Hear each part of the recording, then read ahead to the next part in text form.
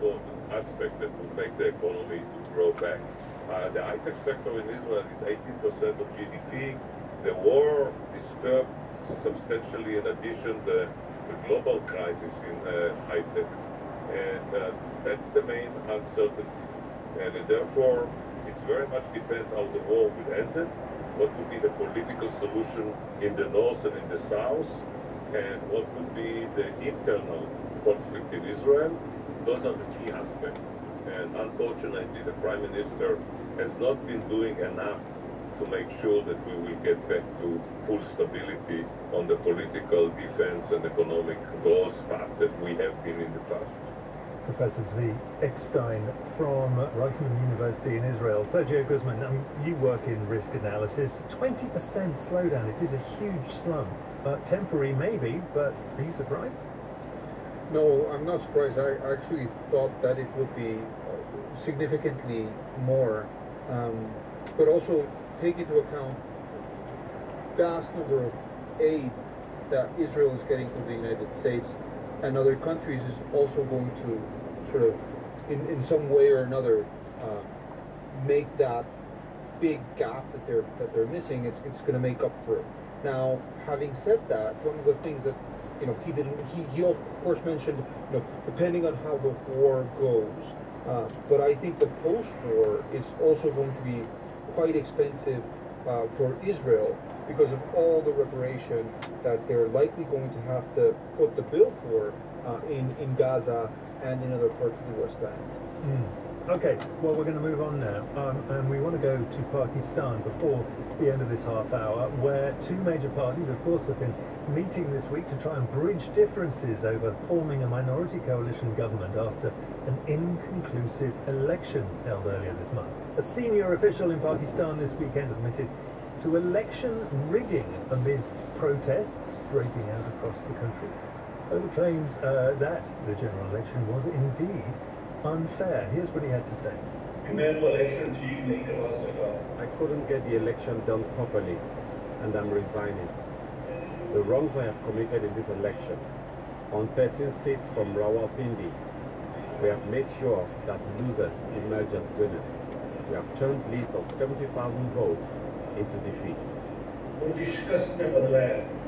That's a senior election official there in Rawalpindi. Let's go to Memal Sarfraz. Mel, you're going to have to quickly summarize for us what's been going on in the last few weeks, because it is so chaotic and we still don't really have a very clear government, or do we? Well, Rawalpindi Commissioner Jakaruddin Chattoun was sworn to just wrap. He accused the Election Commission of Pakistan and Chief Justice Qazi Faizi of involvement in rigging. But these claims have been denied by the ACP and CJP. There's, of course, some controversy regarding the commissioner as well. But you're right, it has been almost 2 weeks since the general elections were held in Pakistan. They were held on February 8th. And yet all we've been hearing from political parties, several political parties and candidates are allegations of rigging. So, this is something that really needs to be investigated. And that's why, Pakistan's electoral watchdog, FAFN, versus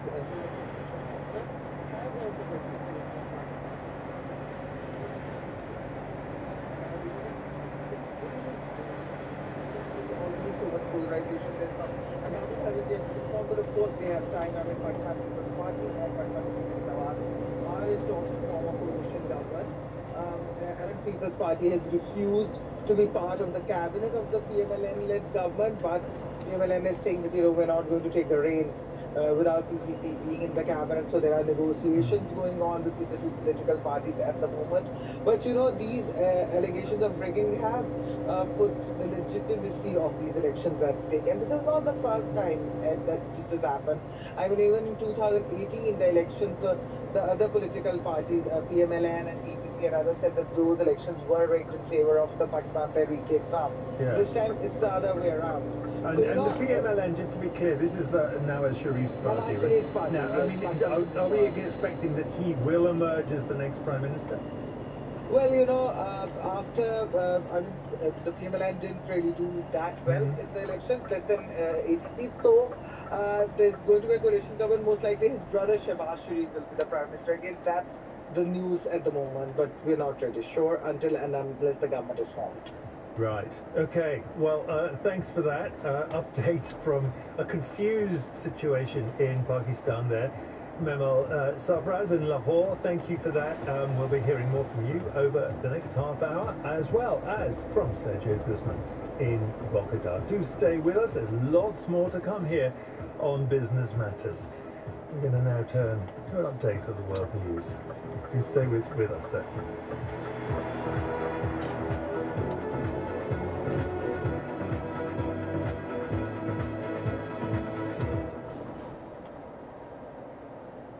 In just a minute, we'll head back to Business Matters, and in an hour, the documentary reports on how ordinary Russians are dealing with life in a country at war. I believe that my calling is to do all which is in my power to change the situation in my country, so that Russia wouldn't be a threat to its neighbors. Then it's Outlook. Aspiring boxer Kieran Quinlan was a teenager when a stranger on a bus stabbed him through the heart. By all accounts, Kieran should have died that night, but he didn't, though life as he knew it was over. He'd spend the next decade transforming himself. And at 4:30 GMT, we're in the studio with the Brazilian visual artist Vic Muniz. I see my pictures as little short films or performances. There's something very theatrical and cinematic about them because you're making the little movie yourself. That's all coming up on the BBC World Service.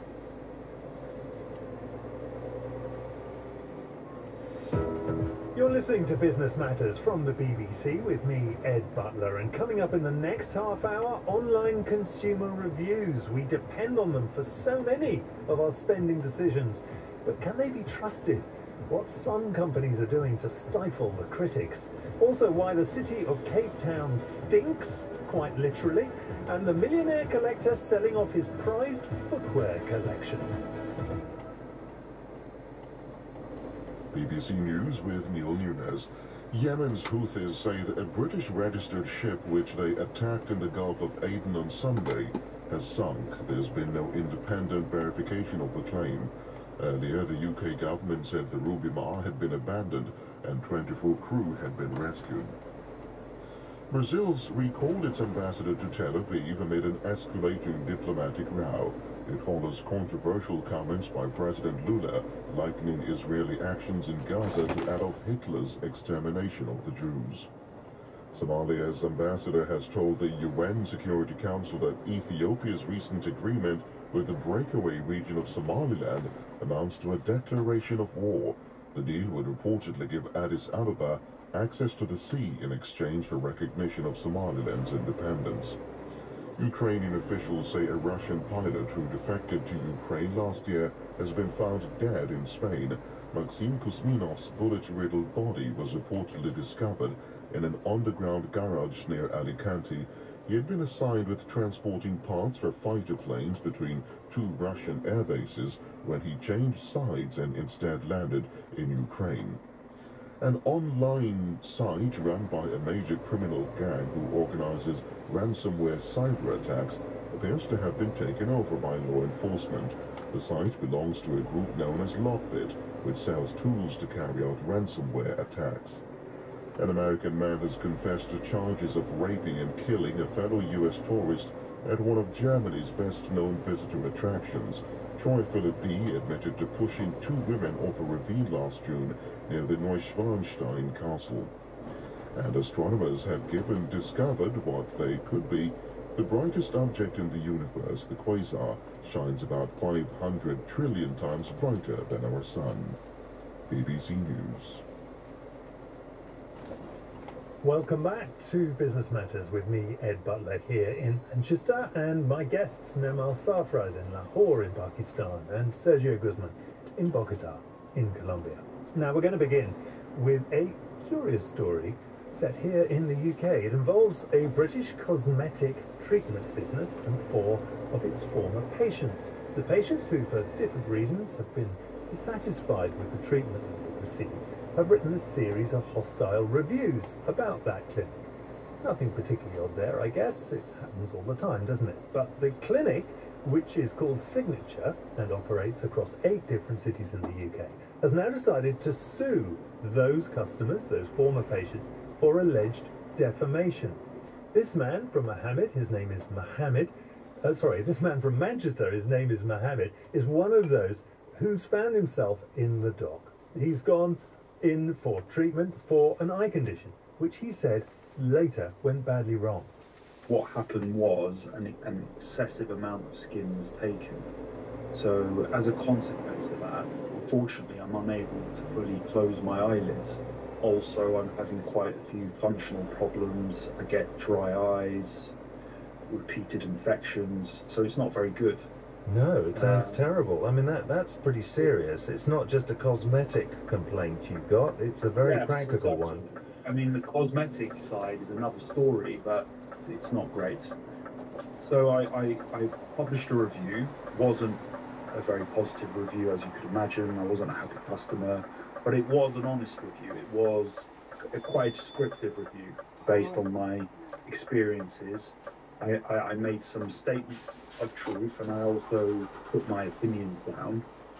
And the very next day I was contacted by Signature Clinic's legal representation, and he said to me that your review needs to come down. He said it would be really easy to find defamatory statements because your review is so long, so we'd have many opportunities to find things that you said that could be untrue. He was very threatening. He said things like, my clients are very successful, very resourceful, and have the funds to allow a judge to decide. The question is, do you have that ability? And I found that quite staggering. I mean, it was very crude, and it was unbelievable that you could say that to your clients. I mean, if you've got a problem and you write a review, you would imagine that the business would contact you and find solutions, not send their heavies over to come and get you and threaten you. There was nothing in that review you felt was factually untrue or overtly misleading? Not in my opinion, no. The former patient, Mohammed, facing an ongoing legal defamation claim in the UK courts. Well, Signature Clinic themselves declined to speak to us for this programme, but they do send us a written statement. The company has treated more than 24,000 patients so far, they told us. And direct feedback from clients demonstrates that the offering is outstanding in the vast majority of cases. Honest feedback is welcomed, and the clinic always tries to resolve problems, it says, directly through customer feedback in the first instance. However, we will take appropriate action when the reviews are factually inaccurate or defamatory. Taking legal action is a last resort, they say, and we will always give patients the opportunity to amend comments when they are defamatory. We have a zero tolerance policy towards harassment or intimidation of our administrative staff. Those are the words of the Signature Clinic. Well, the case has attracted a fair bit of media attention in the UK. Some accuse the company of high-handed attempts to silence free speech. Dr. Bryn Harris is one of them. He's the chief legal counsel at a campaign group called the Free Speech Union that is assisting with the former patient's defence. In the case of a company that's bringing a claim, the company needs to show that these were indefensible, damaging comments that caused serious financial loss. And I think that's very important. It'll be something for the court to decide, but I think there's an immediate question. Do online reviews, are they really likely to cause serious financial loss? I mean, my sense is there'd be a lot more businesses going under if online reviews really did that.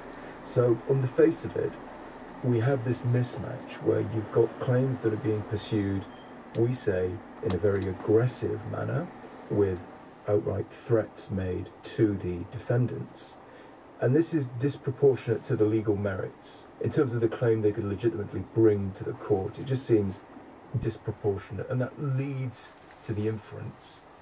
Is this not so much about defending a right that they have in law, and is it about something else, silencing those who are criticising them? That is the thought there of Dr. Bryn Harris of the Free Speech Union in the UK. Now I'm going to turn to my guest. For legal reasons, of course, we mustn't talk too much in detail about this case. It is still ongoing in the UK courts. And of course, the parties aren't here to defend themselves. But more generally, I'd like to ask, Memal, first of all, do you depend on consumer reviews for your spending choices?